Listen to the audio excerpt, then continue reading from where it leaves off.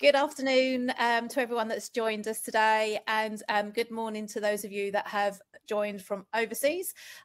We have got a slightly different situation. Joe's got a gorgeous background, as you can see, with the sea. And is it northeast UK or northwest? East. Or I should know.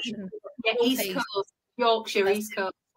And I'm live from Dubai. So, and then we got Lee in the usual place, but we are a bit sort of international today. And we also have National Payroll Week. So happy National Payroll Week to those of you that are celebrating. So just before we start, I will promise you I will shut up. I'd love to know where all of you are from today, because that's my geeky part. If you have any questions, put in the comment box. But I think today we are starting with Lee. Is that correct? That is correct, Mel. Spot on. Cool. Well, nice to see you, Joe. I think Lee and Joe, we're sort of building up to October, really, aren't we? But there's still some changes even now. So I'll put Joe and myself off camera, and Lee will pass it over to you. Brilliant. Thank you, Mel, and good afternoon, everyone. Welcome to our live update today. So just a short section on global mobility tax. This month, it's been a no news month, at least in the UK, from a global mobility tax point of view. And so we're just going to cover some of the key things that I see people not getting right with payroll with regards to global mobility tax. And I'm going to also cover something on the expatriate tax reform as well. So Joe, if you just want to move to this slide, my only slide today. So the first thing I just wanted to mention was the HMRC Expat Forum. So this is a forum which basically sits a couple of times a year normally, although it has been less in recent years. And it's there to discuss technical and operational issues when it comes to expatriate tax, or global mobility tax as it's more commonly known. So it's attended by specialists from the industry, so people from the Big Four firms and other firms. And I also have a membership as well of the Expat Forum, so I can sit on its sessions and also put questions to the forum as well.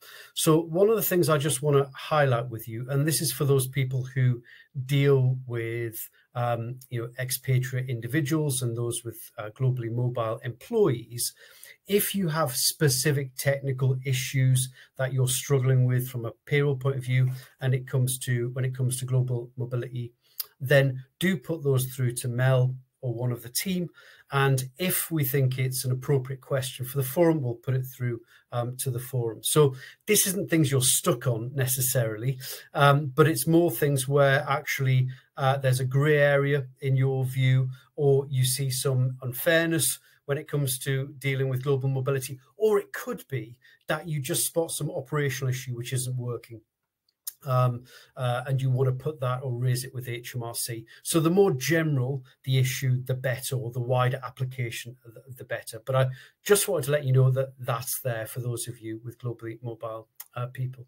And on that front as well, the most recent forum on the operational front indicated that HMRC were starting to meet their targets when it comes to things like Section 690 directions being issued, responding to no tax code requests, and so on. However, one of the chairs of the forum recently, not from HMRC, has basically commented that the evidence has shown HMRC are not, in fact, getting any quicker when it comes to the operational aspects of global mobility. So there still seems to be big backlogs in the system when it comes to a number of payroll-related forms and requests, and tax requests more widely. And certainly I've seen that as well personally in practice. So the point being there that if you've got globally mobile people, and you are requesting no tax codes, directions from HMRC and so on, there may well still be delays, Form A1s as well. But again, if you have particular problems on that or intractable things you can't resolve, then put it through to Mel and we'll see if it's something that we can put to the forum. By the way, I wouldn't expect an immediate response on issues. They can take quite a while, but if there's something that you're really stuck on and it doesn't make sense to you and you think needs further exploration, then do put it through and we'll see if it's something that would be appropriate for the forum. Okay, that's that. Next to that, because there's been no specific news in the UK, we did mention last month that the Chancellor is going to, in her budget of 31st of October, is going to provide further details on the non-dom abolition and what's replacing it, and that will specifically affect those claiming overseas work days relief. So we covered that in last month's session. So I'll say no more on that just yet, but we will basically cover that in further detail after the budget, because that's when the detail will be released by Rachel Reeves and her team. So that aside, I just wanted to mention a few compliance issues that I've been seeing in a few places, or just things that were slightly left afield or interesting, in case it jogs things or provokes thought in your mind about things that you do internally and whether you are doing things in the right way or maybe things need looking at. So I've picked 5 things just to make it nice and easy. And the first one that I've seen in some cases is off payroll workers, the treatment of self-employed people. So the first thing is when people are going outbound from the UK, so you've got your UK employees who are sent overseas, perhaps to work for a couple of years, or maybe even they're going to work forever overseas. So one thing to bear in mind is that just because somebody is going overseas, it does not mean that they magically become a self-employed individual just because they're outside of the UK and maybe even off your payroll. So the reason that's important is because every country in the world, of course, has its own employment status rules, or the equivalent of the UK employment status rules, and IR35, where you've got a personal service company, also is applicable in some countries.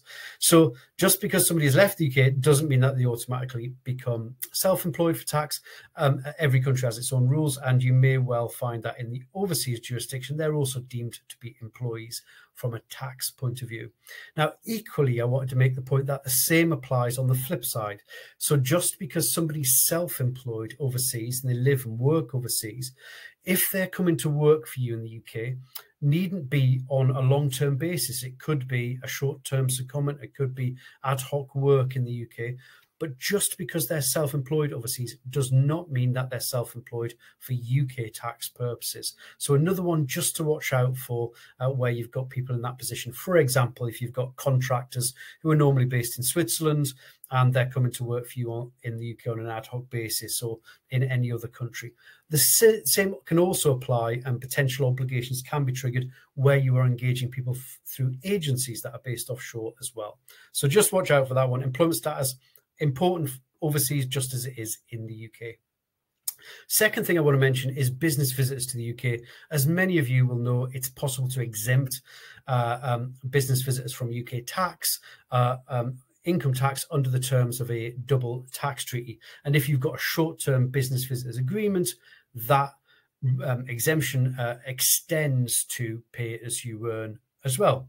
But I just wanted to make the point for those who have got short-term business visitors agreements that not all employees will be eligible for relief under that agreement. So just to be careful on that, because HMRC are paying attention to people who are included, and again, we'll check this more than likely as part of any pay-as-you-earn audit. So who might not qualify for exemption? Well, those, for example, who don't come from a country with which the UK has a double tax treaty.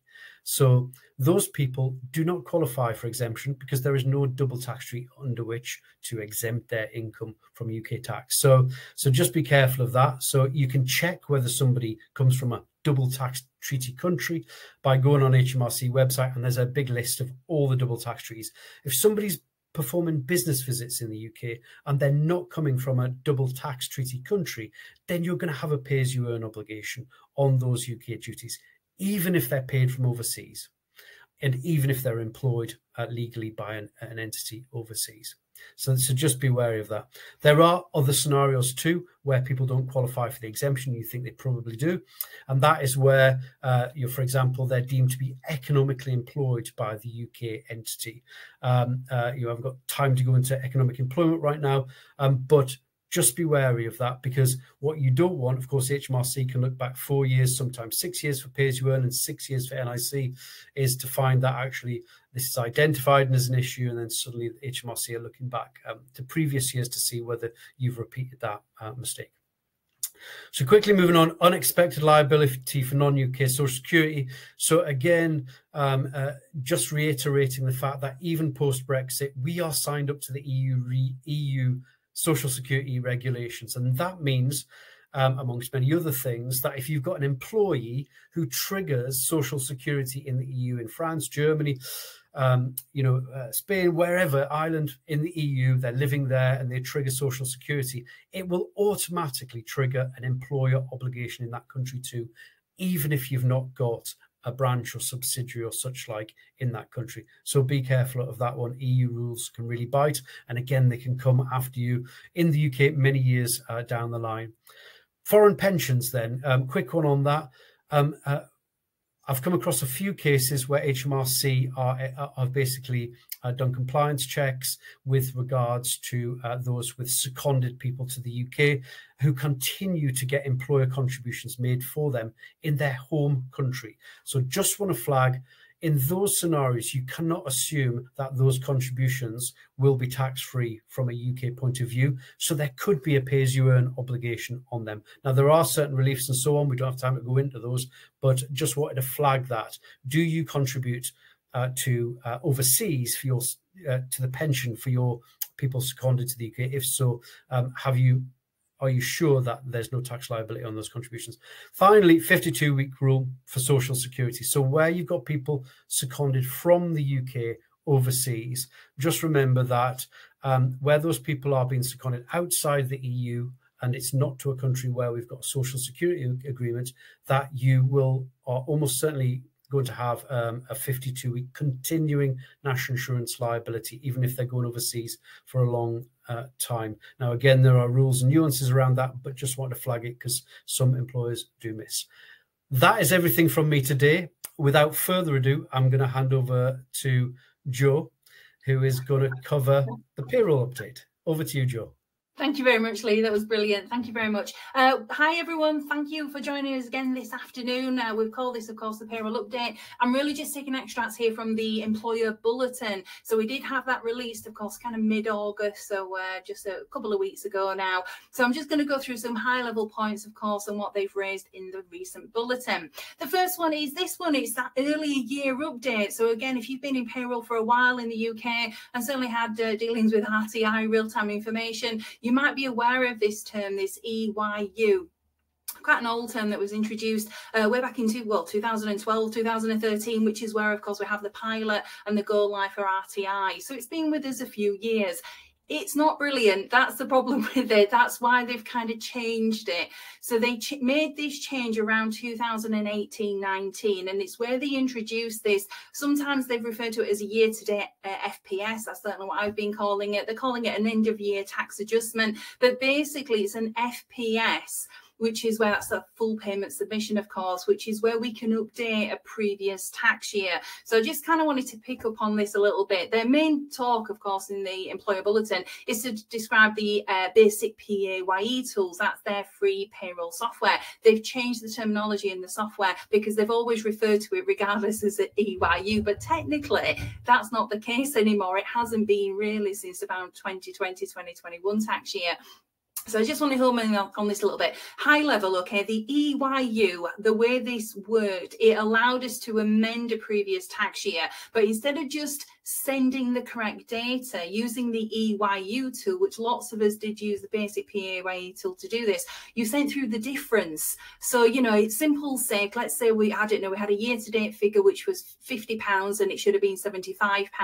The EYU, you would submit £25, the difference. So you can see how that can get complicated. Of course, it's not the best way of doing things. So they did change it. Of course, this is following feedback from several policy teams, but they have changed it. All right, so now what we do is we kind of send an amended FPS. If your software, and this is the beauty behind it, the FPS, if your software allows you to go back into the previous tax year and amend, so you're simply saying, it wasn't £50 that we submitted, it's 75. That's in essence how it's working. Then it's a bit better. It's easier for us to use if we can do it through the software because all the data's there, the employee records, etc. We're just simply correcting the year-to-date figures. But unfortunately, if you haven't got software that allows you to do that, then you are still using the basic PAYE tools. And so it's that's been updated, okay? So if you are using, I use it for this. If I've got clients or something that need a little bit of an assistance with an update, I will download it. And you've got to create it all from scratch, you know, where it's like you've got to enter the employer data, then the employee details. With the employee details, remember to put everything in there, because whatever you send across is going to completely override what was there originally. So if they have student loans, put the year-to-date figure in, the national insurance. It's not just potentially the tax that you're changing. So just a little update on that. And again, that terminology that's now being changed within the basic PAYE tools. Next one is just this reminder. Again, we had this in July. So if you attended, of course, the last update that we had with GPA, we did talk about this, and they've talked about it again. So it is spreading the word, you know, and you know your employees better than anybody, of course. But if you are aware, so if they're talking to you about tax refunds, etc., it's changed. And that's the thing we need to start communicating to our employees, because they might not be aware of this. First of all, they are going to get a letter, which is good news, but it's always the term of, if you overpay on tax, only through PAYE, if you overpay on tax, HMRC have got to give you the money back. And what they used to do is kind of write to you, and here's a check and here's your money back, hopefully with a little bit of interest as well. But they've stopped doing that.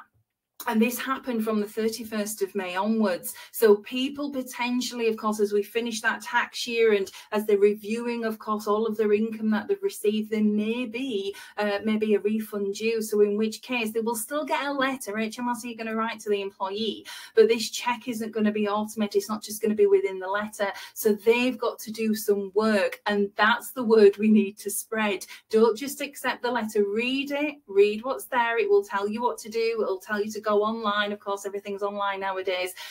Once you go online, if they do want to check, that's fine. They can request it. It'll go through that process. The letter itself, and we may have this, of course, not maybe employees, but taxpayers are maybe a little bit older, don't want to do things online. There are alternative routes. So there are other methods, but of course, it's this digital by default, isn't it? They want all of us to go online. So spread the word. You're not just going to get a check. You will have to take action on that letter. So that's the reminder, really. Another reminder is this one. It's the student loans, of course, and the PGL. And it's this reminder again about when we receive a start notification from HMRC. Now, again, most of us probably online, probably coming through the software. It's certainly the first thing I do when I start processing payroll. What are the notifications from HMRC? So it could be coming through the system. Hopefully, if that's the case, fingers crossed, it's matching, finding your employee, and it's starting that student loan deduction, or of course a PGL.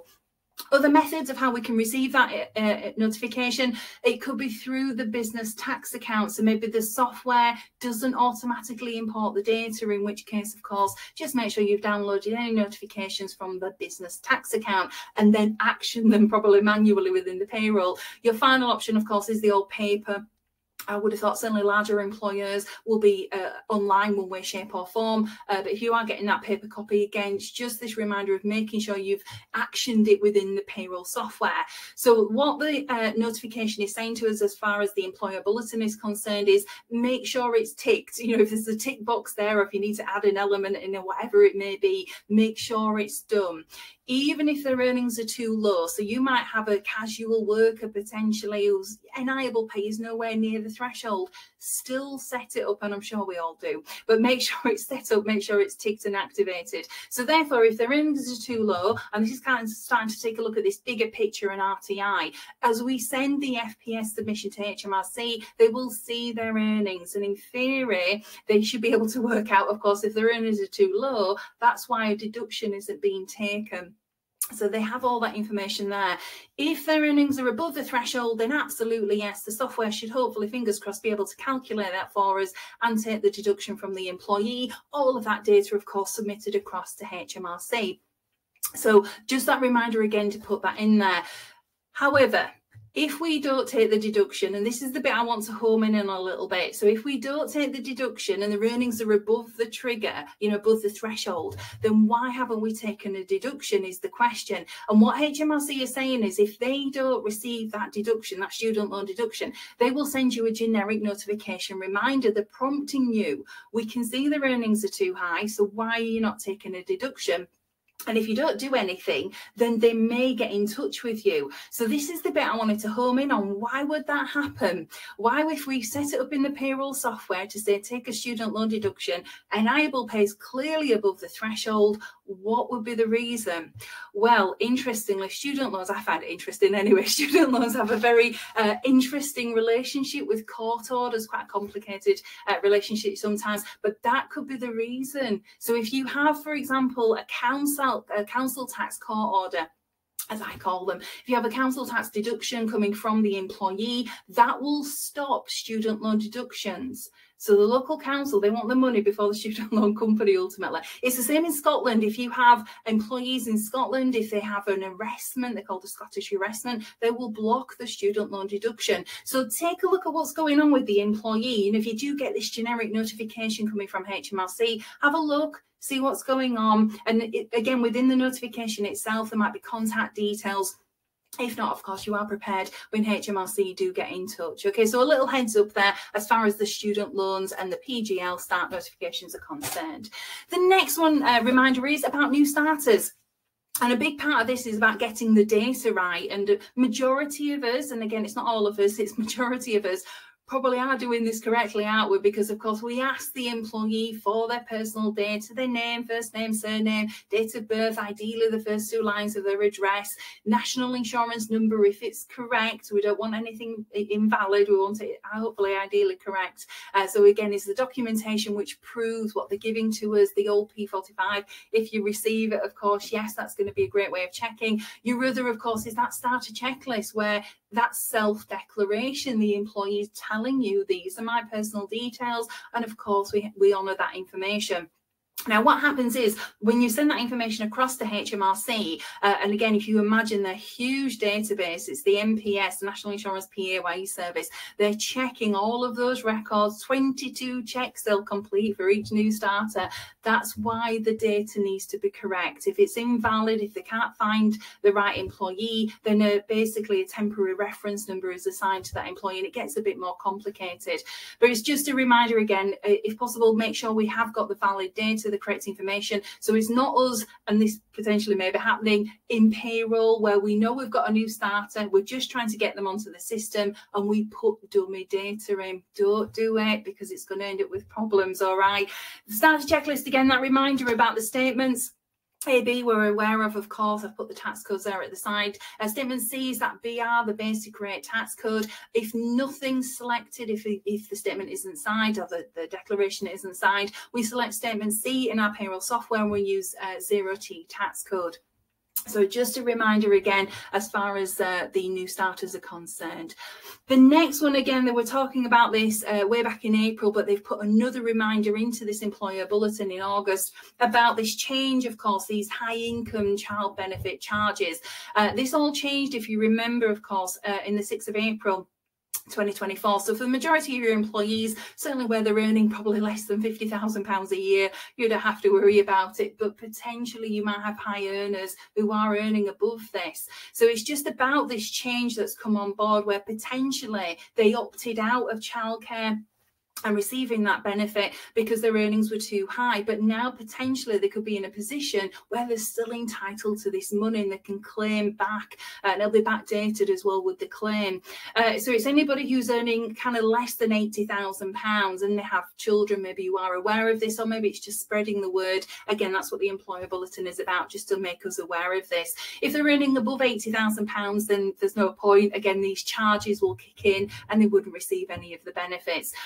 So just to explain what's going on with this, again, if you read into it in April and just want a bit of clarification, the way they've changed this is they're looking at high earners, anybody earning above that £60,000. And basically, if their earnings are above their £60,000, so every £200 they go over, they have this kind of 1% charge added. And that simply means that by the time they've got to £80,000 salary, unfortunately, you've no childcare benefit left. It's all gone. It's all being used, which is why, again, as I said, if you're over the 80,000, then there's no point applying. But for those where, of course, last year, if we look at 23-24 tax year, it was lower. It was £50,000 where this taper started to come through, or this charge started to come through, and it was every £100. So have a look at your data, and again, maybe just having a conversation with your employees, pass them on to the Employer Bulletin, and that'll give them a little bit more information. So a bit more of a heads up as far as that one's concerned.